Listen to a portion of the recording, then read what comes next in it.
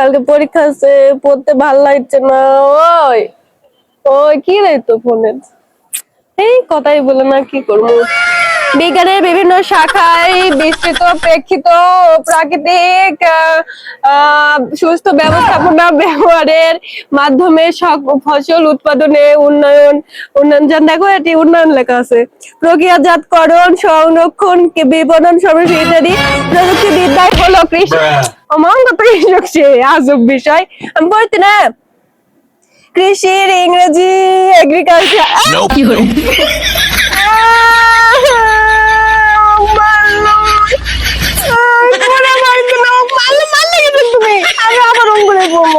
শিক্ষা ও জ্ঞান অর্জন করা হয় তাই কৃষিতে। আমার জমি গেল আমার ঘরে। আমি কৃষক থেকে সব করে আমি অভ্যাস করে পারি না, আমার গালি মারে।